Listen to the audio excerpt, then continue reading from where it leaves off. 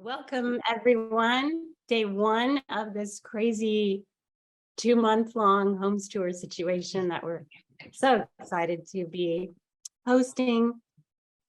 Today's webinar is the Wildflower House with Erica Heroy, Architecture and Design. And Lindsay Hanna is here. She's the interior designer and the homeowner. And Amy with Tiny Pools is here as well. And Michael Bennett is our moderator. So I'm just going to give a big thank you to the gold sponsors who have participated in making this house and who are participating in the homes tour this year. And now I'm going to turn it all over to Michael to kick us off. And everyone enjoy the story of the Wildflower House. Well, hello, everybody. I'm Michael Bennett, and I am an architect at Chioco Design. I'm a senior associate here, and I've been working here for about 8 years. And yeah, let's see. That's enough about me. So let me introduce them today. Let's see. So we've got Erica Heroy Architecture. Erica is from Houston originally. She has a Bachelor of Architecture in 2001 from the University of Texas at Austin and became a registered architect in Texas in 2007. After an extended internship in New York City, Erica made her way back to Texas and then settled in Austin to start her family. She's been practicing residential architecture on her own since 2012 and currently lives and works in East Austin with her husband, 2 daughters, and a Black lab named Hero. She's an AIA member and member of Preservation Austin, and she's excited to be on her first homes tour. Lindsay Hanna was born in Michigan and raised in Kentucky and Texas. Lindsay Hanna holds a BFA in Visual Arts and Arts Education from the University of Texas at Austin. After teaching art for a number of years, Lindsay dug deeply into the home construction industry. The Wildflower House is Lindsay's personal home, where she and her husband raised 3 kiddos, a standard poodle, and a tortoise. That was a surprise. Some of the photos. Okay, well, point out the tortoise because I'm excited to see this. Is a full and lively house. Lindsay Hanna Design is a residential interior design consulting firm that brings experience, fresh ideas, and thoughtful approach to home design and build process. Another LHD project, the Inverse House, was featured as one of the in-person homes on the AIA Homes Tour in 2021. LHD proudly supports AIA Austin and is an allied member of the organization. So I want to say to everybody to please put any questions you have in the Q&A area. And then at the end, I'll kind of go through them and I can ask all the questions. And so I guess with that, I will turn off my camera and leave it to you guys. Okay, we're going to share our screen now. Oh, this one. Hopefully this looks right. Yep. Okay, great. Maximize that. Okay. Thanks everyone for joining us. We appreciate you taking time out of your busy schedule to learn more about us in the Wildflower House. Also, thanks to our sponsors, MBK Homes, Studio Balcones, Lights Fantastic, Encore Stone, Texas Tiny Pools, who we're going to hear from at the end of our presentation, and last but not least, Lindsay Hanna Design. You're welcome. Also just want to say that we're both really honored to be here today and sharing my home, the Wildflower House, and we're sitting in the dining room right now at it. And so before we get into the architecture of this house, I wanted to tell my story. And it's really good timing for me. I've just had my 10-year anniversary of starting my own business, and it's been really fun looking back over pictures and thinking about where this has all come from. So I grew up in Houston, the youngest child in my family with 2 older brothers. And a big defining aspect of my family is my parents' company. They operate a company that designs and manufactures oil field equipment and have since I was a kid. So I grew up going to my parents' office and manufacturing shop my entire life. My dad's not your normal kind of oil field guy though. He's an inventor, entrepreneur, optimist, motivational speaker, and he loves his work. He has what I would call extreme passion for his work. He can totally geek out about design, but it's the troubleshooting, the clients, the employees, the mentoring, and the marketing also. And for his kids, he really just wanted us to find something we loved as much as he loves his work, whatever that may be. And they are still going at it. I asked my parents for a current picture and they stepped out into their shop last week and took this for me. My dad's 79, he's gonna never stop working, and my mom still goes into the office each day to work on the bookkeeping. So when it was time for college, I went to UT and I was having a hard time picking a major. In my sophomore year, I took an intro to architecture class, and that really changed things for me. I know it's kind of cliche, but Falling Water really stands out in my mind from that class. The way the house is lit up at night, the romantic lantern effect, the wide, low spaces, the stone, the ribbon windows, the way the interior furniture is married to the house, the way the home surrounds you and holds you, the strange way that some parts feel so old and so new and modern at the same time, these corner windows, this fireplace, the way the kettle swings into the fire to warm up cider and then brings it back over to a waiting bar area. This house has so many cozy spaces, spaces that really nurture you. And that feeling about making a nurturing home has really stuck with me. So I ended up getting into the School of Architecture, and this is a picture of me in front of Sutton Hall. And this picture is particularly funny to me. I think I look obviously embarrassed. I'm sure my mom or dad had this great idea to take this picture at this angle. But I just loved architecture school. I felt at home in the tiny School of Architecture in our studios. I loved that we called our professors by their first names. I loved talking about spaces and making models with my hands. I felt confident in my work, and I liked presenting my projects to a group. I felt I had found that passion thing that my parents so hoped I would, and I felt really good about it. And then you graduate. And this is a picture of me in New York as an intern. And those intern years aren't like school. I learned so much those years. I worked for some really great people, so don't get me wrong, but I never really felt I was excelling in the office environment. I wasn't being critiqued on my design skills because I wasn't really designing. And I was putting in my dues, but I wasn't enjoying myself. And around this time, I met my future husband. This is us on a camping trip in Big Bend. He was a scientist and a nature lover. And I guess I realized over the years that I'd sort of turned myself into what I thought an architect should be instead of who I was. I thought I was only interested in museums and furniture and design, but with him, I was learning I was interested in bird watching and hiking and reading poetry. So I started feeling ambivalent about architecture, and what I really wished for was a female mentor who could tell me how to do it all, how to have a family, how to love my work, and how to keep it all going. So I took some time off and I had a couple babies. See these babies? They used to pose for pictures. I was really on the fence if I should make a career change and maybe find something more family friendly. There are also some inherent problems in architecture. It's not very environmentally friendly, even when trying to be, and it's very privileged. Well, this is my family now, and they aren't really babies anymore, and I have to have permission to take their pictures. It struck me, though, that if I started my own practice, I could do the design work that I loved, but I could also create the work-life balance I needed while having small children. And that's what I've done. And just like my dad, I really do love many aspects of this work. I love the design, but I also love my clients. I really love construction and working through problems on a job site and seeing the design come to fruition. I still struggle with the other aspects like the privilege and how it's not very environmentally friendly.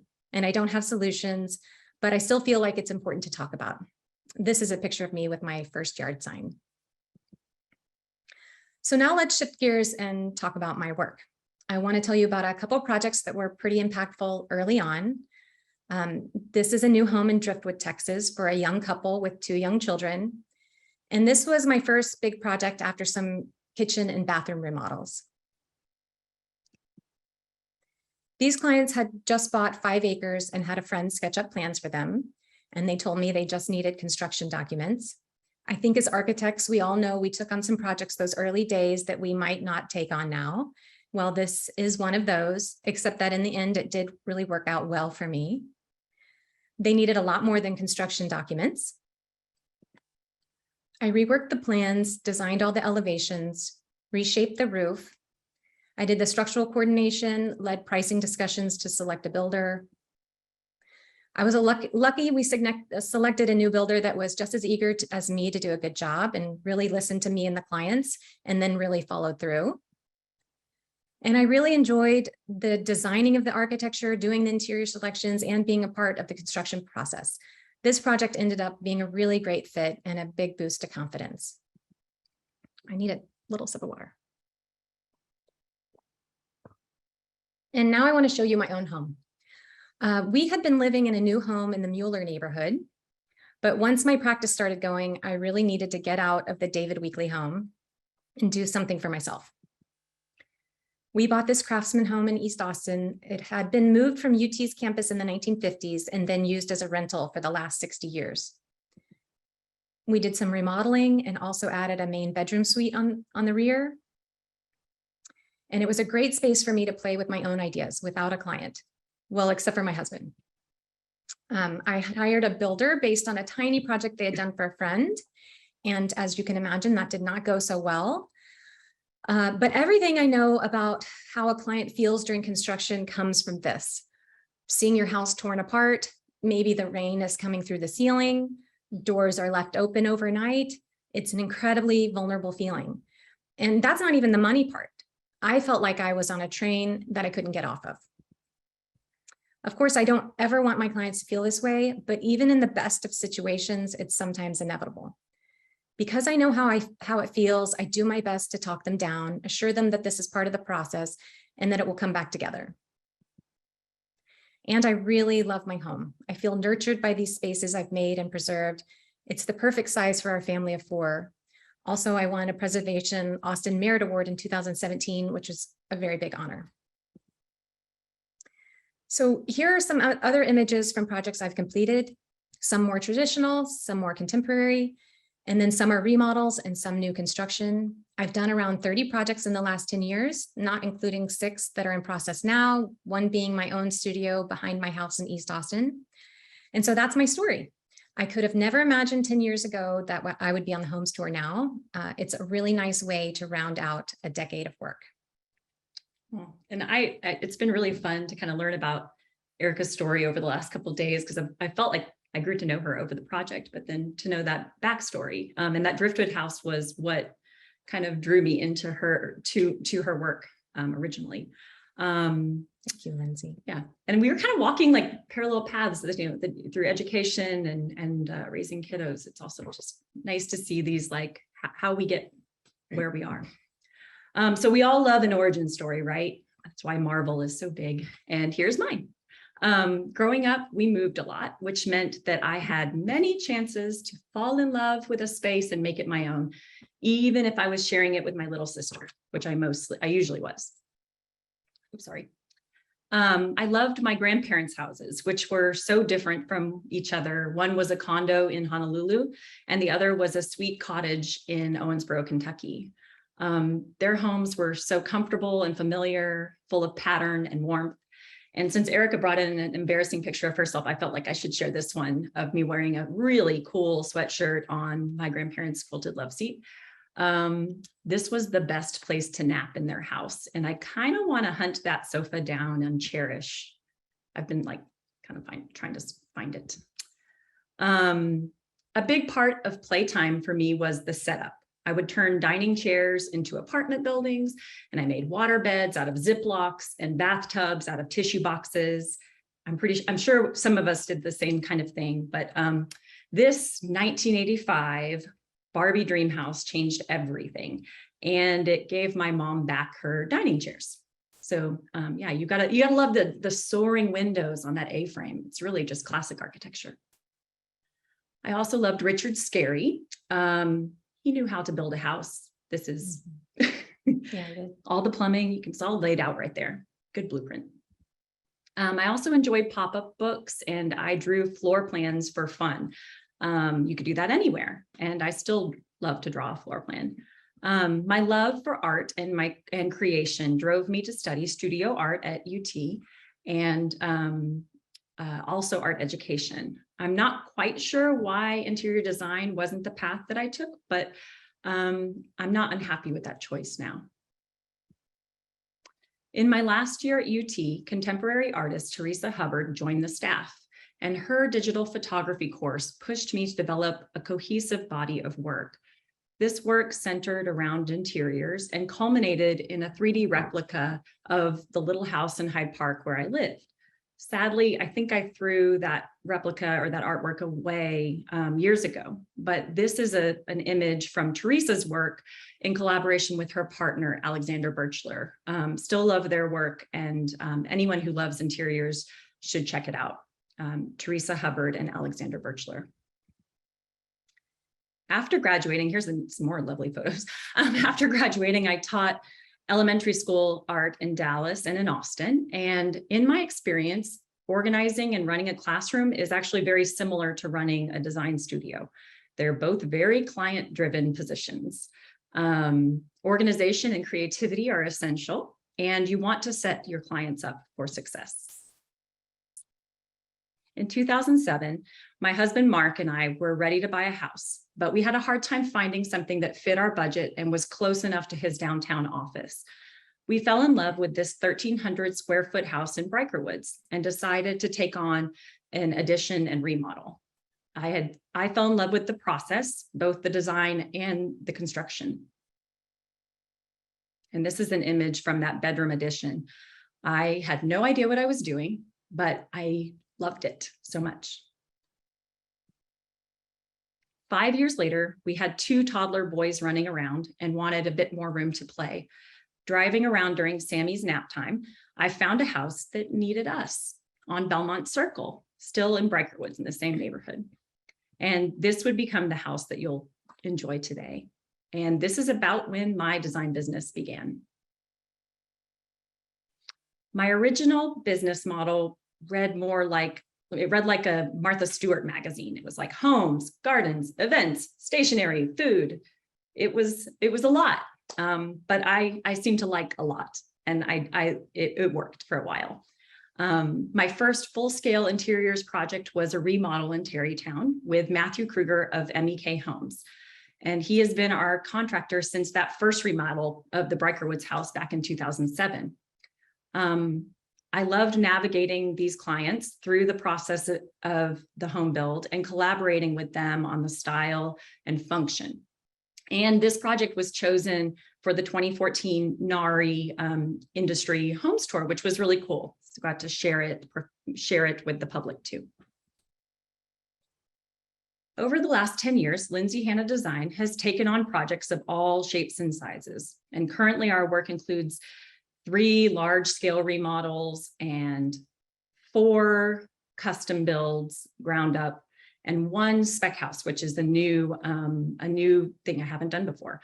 My assistant Jennifer and I work out of our central Austin studio, but we're often out in the field at job sites and showrooms. We're all over the place.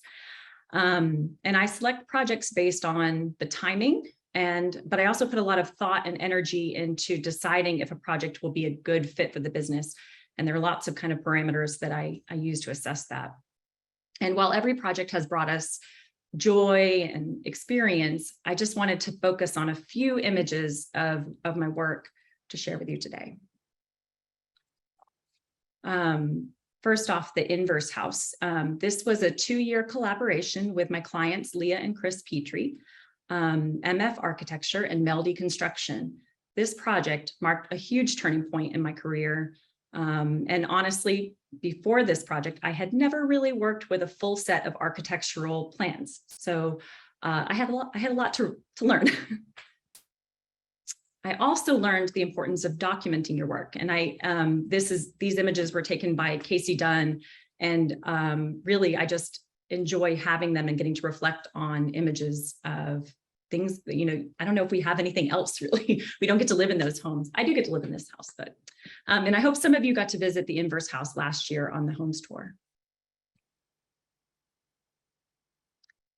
And as we look at this image of my family's home, this is the room we're sitting in right now, at what we're calling the Wildflower House.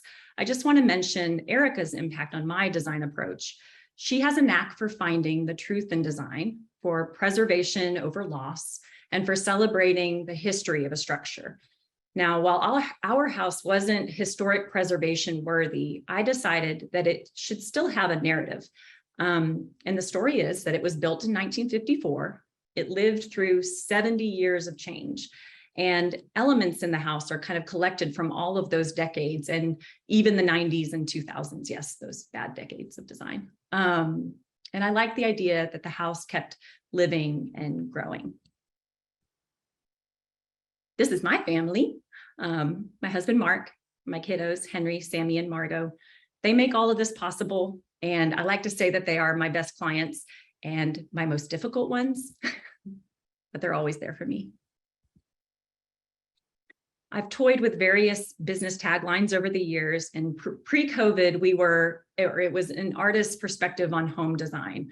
And right now we are serious about houses, which alludes to my kind of constant obsession / love with residential design and the serious nature of designing and constructing a home. It's a little funny to say that you're serious, but I am. And so before we take you into the next part of our presentation, I just want to thank Erica for her excellent work on our home, and then also for bringing me along as part of this webinar. Yes, and I should just thank Lindsay too. I can't imagine doing this webinar and talking about the house in any kind of detail without her. We worked on this. It was so much a collaboration. It's not really the architecture, the interiors was what really brought the whole project to life. Okay, so now that you know a little about us, or a lot about us, let's talk about this house. Here we see the house. At the time it was built in 1954. It's a new post-World War II home type, and it fits all the characteristics of a typical ranch style home. One story with a broad, low pitch roof that sits perpendicular to the street. The front entry is off center and sheltered under the main roof. There's no front porch. The garage is attached and the driveway acts as the front walk. The house is set on a cul-de-sac without sidewalks, as cars in the 1950s have become the main mode of transportation. Rather than a front porch, rear patios that are connected to the family room are more typical for ranch style homes. The ceilings were 8 feet, as gypboard and 2x4s have become standardized. There's lots of paneling, and a traditional fireplace and traditional moldings are found throughout the house. So let me orient you. This house is located in central Austin, just west of Shoal Creek at Lamar. So if you were taking 29th across Lamar, it's the first little pocket to the right. And it's kind of interesting, but this aerial was taken in 2018 during the flooding. So the river's all brown. Now let's go back to what this little spot was like in Austin in the 1950s. This image is from 1952, and you can see Mopac is still just a rail line. West Austin is undeveloped, except for along the lake's edge. The Longhorn Dam wasn't built until 1960, so Town Lake, or Lady Bird Lake, is still a river. I-35 wasn't continuous down through Austin yet. Austin was still in its baby years, and it was really just about to explode, really just like we have in the last 15 years. Now, if we zoom in closer, we see the older pre-World War II lots in Pemberton Heights in a tight rectilinear grid to the left of our star. Our site looks a little different. The streets are more curvilinear, and they dead end into 2 cul-de-sacs. And let's look at why that is. I have found this book, A Field Guide to American Houses by Virginia Savage McAllister, to be a great resource for understanding different architectural styles and the histories behind them. We can see from these images how these early automobile subdivisions were laid out with narrow, deep lots, detached garages, long, narrow streets. These were the suburbs before World War II. Post-war suburbs had more curvilinear streets meant to slow down cars. There was less emphasis on walking, so we lost sidewalks. Cars were becoming more and more important to family life, so we got attached 2-car garages, and lots are becoming more broad to the street. These rules were developed by the Federal Housing Authority, which came into effect in the 30s, but didn't really start influencing design until the 1950s. And what I love and find quirky about these post-war homes is that they have a little bit of a mixed personality. Their overall shape feels a little modern and minimal, even Japanese sometimes, but their interiors have some traditional details like wood paneling, traditional moldings, wood windows, divided lights. After the war, the nation adopted a goal that all World War II veterans be able to own a home. And the Federal Housing Authority felt that modern homes were a bad investment for new veterans, and therefore builders we're building more modern shapes, but adding in traditional details to keep the designs more appealing to lenders. And this created a whole new style of conservative modernism, like this ranch style home. So our old house, the 37th Street house, was on one of those straight pre-war neighborhood streets, and with that shotgun lot. And so it was really crazy to find this, pocket of mid-century suburbia with the curved streets, the cul-de-sacs so close to downtown. I really like the traditional detailing on the house. I think you'd seen it in the white version earlier, and now I obviously came back and kind of modernized it a little bit with some fresh color a few years after we moved in. I really love this little side elevation on the original house with its corner window, a perfect example to me of where traditional and modern styles are bumping into each other. I used this as inspiration and added 2 more sets of corner windows. So this is the 2012 plan as we found it, the house as we found it, spacious and pretty much in its original and fairly well kept condition. The 2 living rooms provided a place for play and entertaining. The kitchen and the laundry room on the right side were tight and closed off. The part that I liked the least was the long, dark hall of doors that you see on the left. But the bedrooms were nicely sized and that was great, but there were only 2 of them. And honestly, actually no children had ever lived in the house, and that's probably how they got by with only 2. So we drew a quick schematic, and Matt Kruger with MEK Homes helped us reconfigure the garage into a bedroom suite, and we modernized the kitchen, opening it up to that family room. We knew that the house had a lot more potential, and we gave ourselves time to save money and make a plan for that next iteration. About 5 years later, and another kiddo, we decided that it was time for the next phase. And this diagram, 2017, shows the floor plan as Erica encountered it. So we hired her, I think it was around 18 months before we wanted to kick off the project. I think sounds right. So this is where I came into the project. It was pretty clear to me in our first meeting that we needed to undo their previous remodel. If we wanted a garage back, we were going to need to move the main bedroom back to the bedroom side of the house. And even though they initially didn't want a 2-story home, I felt that a second floor would easily allow us to move all the kids' stuff upstairs. So my first concern was how to add a second floor without overscaling the house. Mark and I really liked that Erica didn't shy away from telling us her gut instinct about that programming of like where things should land. We understood and we were on board once we got over kind of our own expectations of things. And the second story concept really let us keep the general footprint of the house that we loved. And so this is what we came up with. So our new scheme removed the old roof and created a steeper roof with big dormers holding the kids' rooms. There's no additional attic above this, and that keeps the scale of the house from getting too tall. The dormers were clad in cedar, and that's meant to feel more like a part of the roof structure rather than additional story. The new window openings are all in the same locations, but larger, and the entry is now a statement piece from the exterior, really marking the front door. We kept the original brick cladding and even added more, and it was important to Lindsay to not paint the brick, which I just really loved. And just a note, this house really lends itself to a renovation. There wasn't anything too precious about it. We gave a nod to the original home, but we made the house more contemporary. So let's talk about the entry. The before entry is quite small, just a tiny space that heads to the bedroom wing on one side and family spaces on the right. And now the front entry is actually room and a landing spot for guests. This is a playful space full of movement with a vaulted ceiling, a stair zigzagging upwards, and an off-center niche creates a focal point for rotating art and flowers. I love the asymmetry and the quirkiness of this space. And while it is basically an art gallery, it's also quite like a sculpture itself too. To the left, we have a small office space, which was the original front bedroom with the corner window, and we added another. This room is really has become like a cozy den of color and texture. And it's got these deep inky blue walls and the repetition of different little wood accents in the ceiling. It's kind of like, I don't know, we've got all these little collections in there. It's like our own little cabinet of curiosity.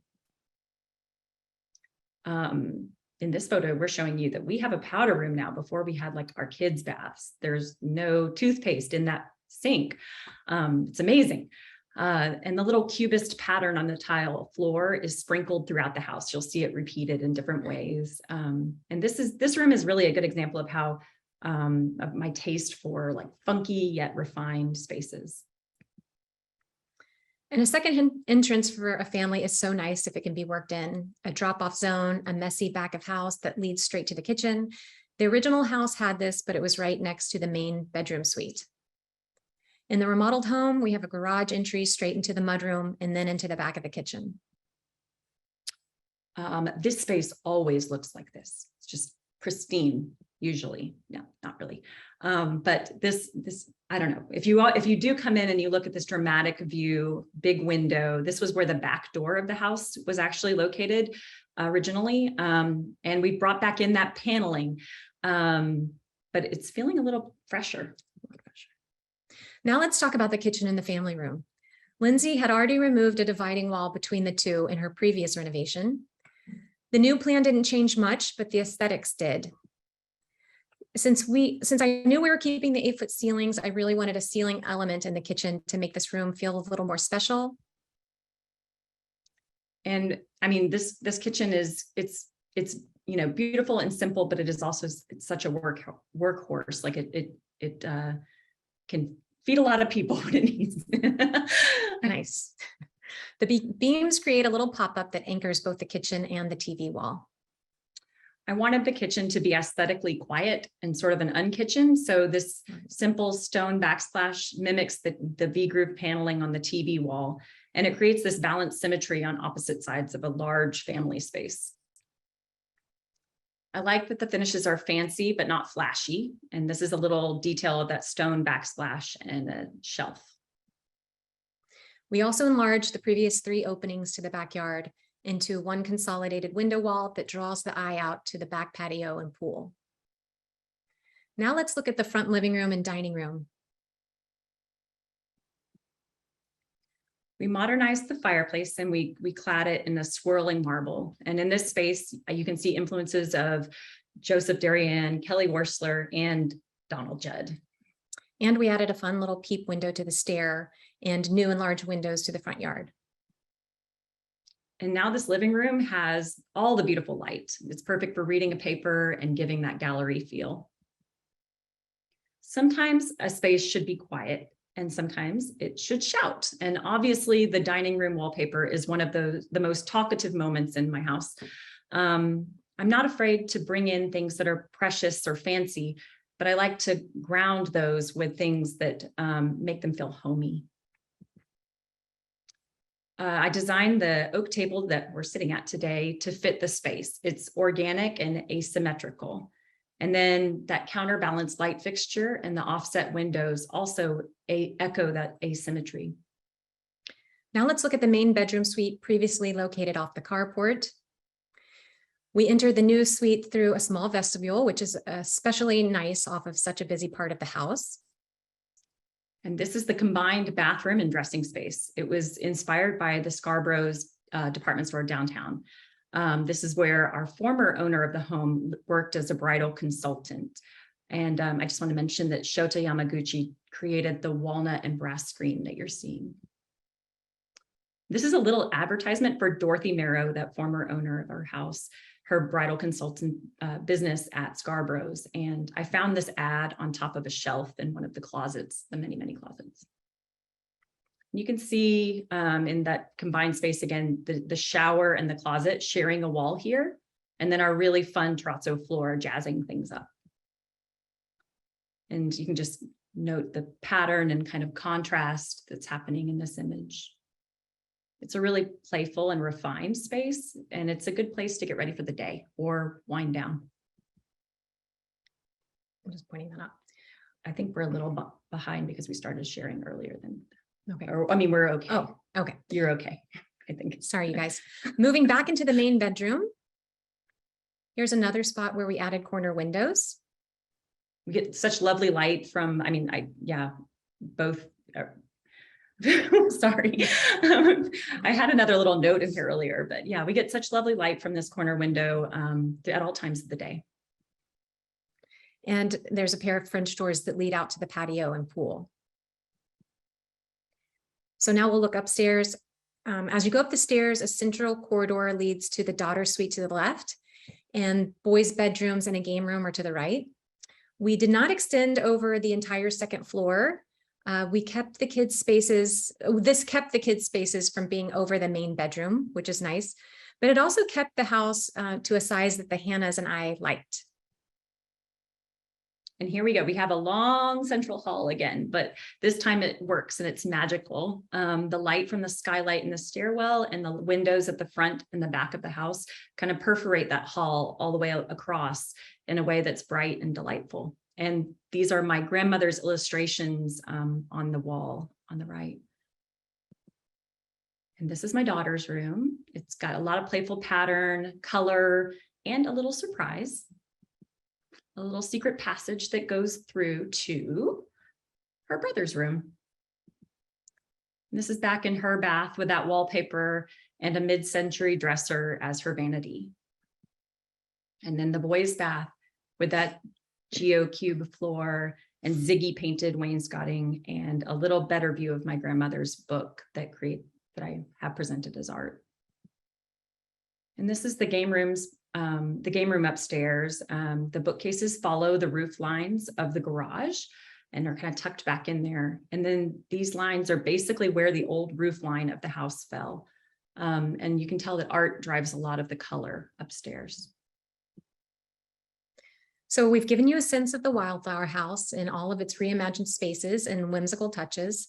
Now we're going to shift over to Texas Tiny Pools to talk about Lindsay's pool. So I'm going to stop the share. Yes. And Amy, you can start sharing.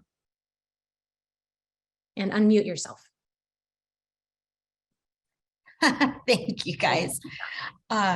Good afternoon, AIA friends. I'm honored to be here with these two ladies today who are amazing, and I have been honored to be a part of the Hannah's Pool Project. I am an accidental pool builder. My background is in HR and marketing, and I have a business degree from St. Edward's University here in town. I didn't learn until later in my adult life that I love a challenge, and that's kind of what Tiny Pools was built of. Yes. Amy, you're sharing your speaker notes, not your slides. Oh, no. Okay. Sorry about that. Hang on. Okay, just go pick the other window. When you stop sharing. Okay. Stop sharing and go back to share and pick your slideshow. Okay. It is a little tricky, I have to say. No, Is it there now, Erica? no, it's still the Speaker notes. still speaker notes. Okay. Hang on 1 second here. Sorry, you guys. Don't worry about it.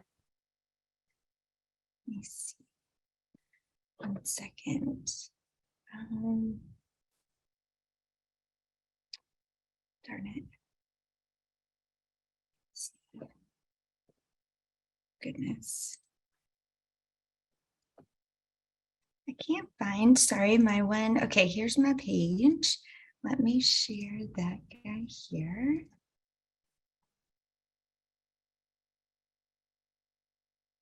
Now? Yes. Perfect. Okay, Yeah. great. So I'm going to give you guys a quick pool school today and a brief history about myself. I learned later in life that I love a challenge and I love learning. And so I have a quote here: if I can observe it, it will teach me. If I can endure it, it will transform me.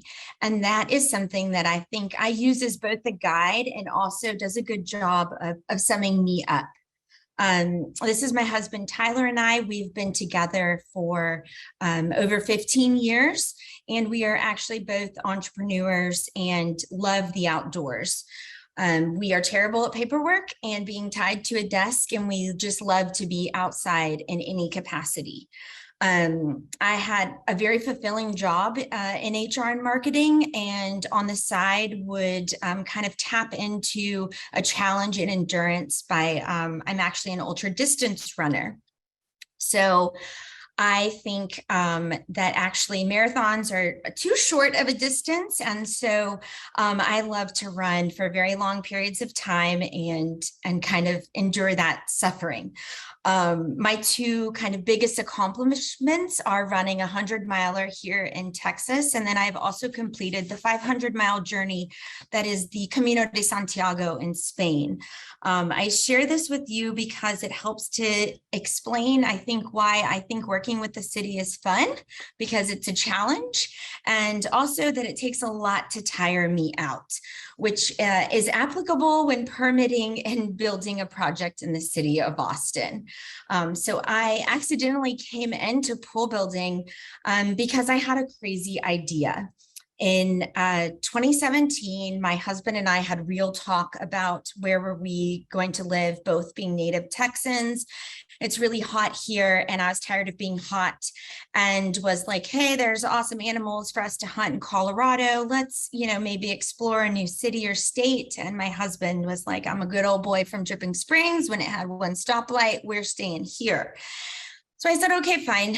Marriage is compromised. Let me make my list of demands. So I said, in order to be here, I'm going to need a pool, but not too big of a pool, just the right size pool. I want to have a yard and for kids and dogs to play in. I want to have usable space. I don't want to compromise my whole yard to a pool. So after some Matt's El Rancho margs one night, I came up with this idea and was like, husband, you are handy. Can you build me something that gives me all of these things? And then would also, as a pool owner, kind of hit some of the top priorities that clients kind of may worry about, which is safety. I lost a dog to a drowning death growing up. So future children and pet safety was important. Growing up in Houston, I had to clean our pool in high school. It was like punishment, and I did not want adult punishment. So I wanted a pool that would be kept clean from our Austin oak trees that shed 3 times a year with our acorns and pollen, and then the leaves. And space, it's so important. It has, such an important role, I think, in our lives. And so that's kind of how Tiny Pools started, was with an idea. And so here's my old backyard. We had a corner lot in South Austin. You can kind of see here, I have power lines going in either direction, which most times will mean that you have a PUE, which is a public utility easement. I had huge, beautiful oak trees. And all of these things kind of contributed, along with impervious cover issues, to my pool journey. So we met with pool builders who told us that, yeah, Amy, your dream is possible. It can live. It's going to cost you more money because of all of these site conditions. And they kept wanting us to build a bigger pool. Like they wanted our to take over the whole backyard and be a pool the size of Texas. And they just were not listening to me, and I grew very frustrated. So my husband said, okay, he owns a construction company, and was like, I'll dig you the hole already. We'll figure this out together. I'm like, okay. This is before I think Chip and Joanna were cool, and this kind of husband-wife pairing wasn't, as glamorous yet. So with my background of marketing and HR and not knowing much about construction, I got a crash course really quickly and became my first client. So we start excavating. And when you see pipes this early in excavating is not a good thing. It's real bad.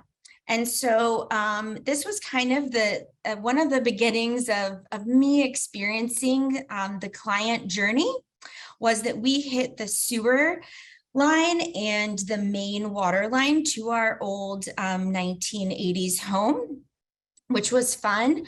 You saw the previous pictures were of us trimming a tree. I had a neighbor called the tree police on us during construction.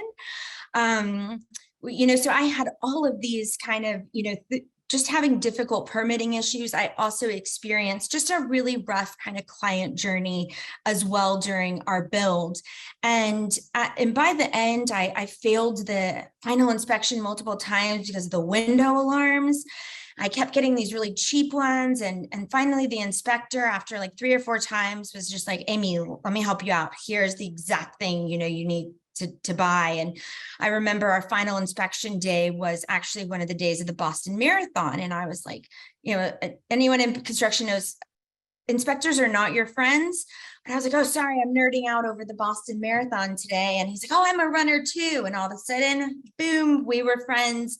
And he helped me tremendously to understand kind of the why behind everything. But during this build, it was during the winter months, which are a little rainy here. So I had muddy puppy paws. So this is something on our projects to the best of our ability. More professional, we install like safety protection fencing for kids and pets, because as much as I don't like muddy puppy paws, I know that you all do not as well. And so kind of a lot of these issues that we're talking about are the why behind how I run the Tiny Pools business. So I want to go through and kind of educate you guys and maybe give a crash course on some of these big kind of pool items, and then actually talk briefly about Lindsay's project, because as most of our clients do, have a lot of these same issues. And what is great is that I have weathered all of these storms, and I try to make it as easy for clients as possible. So at Tiny Pools, before we come on site, we do something called, we call it the splash report. This is a deep dive into the due diligence of your particular site. We're reviewing your existing impervious cover, if there are any protected trees, overhead power lines, building lines, and those public utility easements, along with if there is any floodplain work or accessibility issues. So what counts for a pool during impervious cover? It is the 1 foot of coping that borders the perimeter of the pool, not the pool body of water itself. Surprisingly, that acts as a retention pond. It is just that 1 foot border. Also, the equipment pad, which can be forgotten because it's ugly and off to the side, but that still counts. That is typically a 3x7 pad if you have standard pool equipment. In the city of Austin, we can put it on wood and it gets reduced to 50%. Little tips and tricks we have up our sleeve. Also, the skimmer box, a lot of architects will overlook. That is the box that hangs out on the side of the pool. I genuinely will yield about 4 square feet to that as like a worst case scenario. So that is it for the pool. If your client adds any additional items, such as an automatic recessed cover or additional pool surround, either concrete or wood decking, that would also count. At Tiny Pools, we believe clear is kind. And so we have created a lot of infographics to interpret city codes and policies, and we try to explain and educate as best as we can throughout the process. So some of these are our Tiny Pool graphics and others are from the city of Austin. Like this one regarding protected trees. Oops, so what is a protected tree? It is any species of tree over 19 inches. And it's not just the trees on your property that matter, also neighboring properties. So Lindsay's property had a neighboring tree that was a huge oak tree that she actually got to pay for a tree permit and tree protection for a tree that was actually not even on her property. So we're not always just looking at your property, but the neighboring properties and the access route as well. For a pool, we cannot build or even trench into the quarter or half zone of the CRZ. We need to be out into the full. There is a small code that will sometimes come into play. I have had to crush pool dreams twice when the full root zone of a tree is being used up by other homes on neighboring properties, a driveway or a home. You cannot exceed 50% of the tree's root zone being covered up. And also, I just had touched on it briefly, but these protected trees will need a permit and they need a protection plan. And they should be maintained by a certified arborist. Even if you do that, your neighbors can still call tree police on you, but you get to wave your little, like, I'm doing all the right things card. But people will also kind of be hyper about trees. Floodplain and accessibility. So the rules are changing with global weirdness, right? The city of Austin is doing its best to adapt. And the current rule is that we can build a pool at grade in a 100-year floodplain. The at grade can be a little confusing on a sloped lot, but we basically cannot build the pool out of ground and obstruct that flow of water. Currently, pools cannot be built in the 25 or 50-year floodplain. And another important thing that we look at and people ask is accessibility. We joke tiny pools, tiny equipment, but we do have really tiny equipment. An access of 7 foot or greater is preferred, but we can accommodate about 5 feet or less in most situations, as long as we have enough room on the turning radius. These are some photos from our Instagram where we do highlight stories of our completed projects. And really, I think hot topic is power lines, build lines, and PUEs and how they relate to a pool. So this is actually the backyard of Lindsay's home. And as you can see, her pool is more than half of her pool is past the building line. So pools can go past a build line. The governing body that determines this is an HOA, not the city of Austin. Some codes are real head scratchers. I'm just along for the ride here. But building a pool in the build line is A-okay. You can see on the back of her property, I've highlighted a 5 foot public utility easement, not okay to build. And the utility easement, you can see there's a rectangular box behind her pool. That is the cover for, or the box for the automatic recessed cover. And we are hugging that PUE line. Just as the red line down at the bottom here is showing where the pool is hugging that line as well. And that is the overhead clearance line for the power lines. So we can actually put pool equipment, and as some of you may know, AC pads in the PUE. I have only done this once in 5 years. I don't recommend it because whenever you're doing things in the PUE, you're doing it at risk, right? I don't want to have my clients to have any troubles later on in life, just the unknown. So I really try to avoid that, but pool equipment and AC pads can technically go in a PUE. For overhead power lines, the water's edge needs to be 10 feet away from an overhead power line and the closest overhead power line. So sometimes there will be a 3-phase line where you have 3 major lines running. That's 10 feet away from the closest line. When there are underground utility lines, you need to be 5 feet away from that line. You locate that line by calling Texas 811.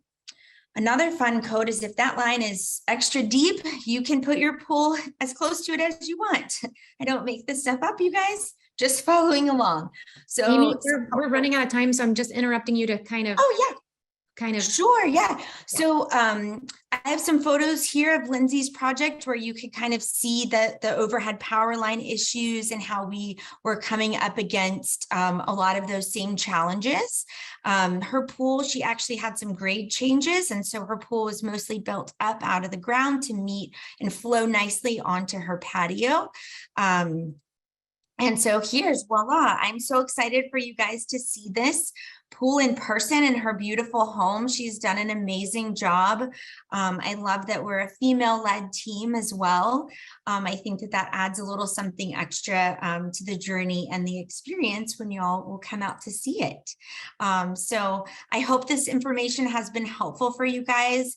The city of Austin does not make anything easy, so make sure that you hire someone who isn't afraid to advocate for your project. And just be sure to have patience to enjoy the journey that it is. Thank you guys. Thank you, Amy. Thank you. Thank you. Yeah, thank you. I love it. Maybe you stop your share now. Yeah. Right. Well, thank you guys. And Amy, that was actually a lot of really good information. I was like sending a couple people, so I was like, oh yeah, we should do it this way. So there is a question here. I got a couple more, but we'll see if we have time. But this one says, practicing as an interior designer as well as a homeowner, was everything 100% pre-selected, or did it evolve as you move through the process? I don't. So I am working on one project right now where most things are pre-selected before the build. And that's a new style for me. I really, design for me is very organic. I like to respond to things, and I like to, over the course of something, I mean, given all the time in the world, yes, it would be nice to decide everything ahead of time. But really, that's just not the way that things seem to work is also with changing prices and availability. It's really hard to determine everything ahead of time. And then my house is actually changing constantly. I'm still adding things, or, it's still kind of my laboratory. So yeah, it probably would be a lot easier on you architect people if I would, but I know that, yeah, I don't know. It's a process, and it would be very neat to have it picked, but Yeah, that's not really Lindsay's style. well, I mean, I I think if can she's work working for someone else, then I think I will get things done. But I think for your own house, you were really evolving and like letting yourself kind of dream and kind of go out farther than you would for a Yeah. client, which is the whole point, really. it is. Yeah, I think also, I mean, yeah, that is that one side of me, and this is my house, so that freedom, but then also I really do like to assist clients and architects and builders on a timeline. And so if there is, I know, and I actually am a lot of times the one that is nudging forward decision-making. It is important to make decisions about appliances at a certain time and plumbing at the next. And there is an order of operations. Design can't be willy-nilly, and you've got to make choices so that you can pivot and build onto the next thing and get the project done. You also didn't have to explain to the client, okay, you're gonna add time, because you knew. I have those other people that live with me. Yes. And most of the time Mark will say, yeah, whatever, but sometimes he's like, or no, I really, so I did have him as a sounding board, or, yeah. And I did need to show Erica some of my ideas.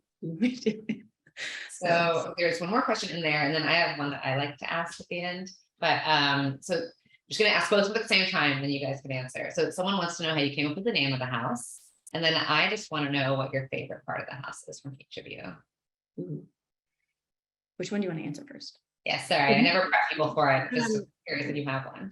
Lindsay came up with the name of the I house. did. Well, first I've called this the Belmont House, but if you're not aware, there is another house around the corner on Belmont Park. We're on the circle and they're on the park, and they are the Belmont Park House. So we were tasked with finding another name. And I do think I suggested a bunch of things to Erica. We went back and forth, but the Wildflower House, first of all, Studio Balcones designed this lovely Piet Oudolph inspired garden that changes throughout time. It's a native based garden in our front lawn. It's constantly changing, so I love that. And so inspired by that, and then also really like the idea of, like I've been saying, that things change and grow and kind of sprout out in ways that are unexpected. I love that energy. And so that, to me, wildflowers are kind of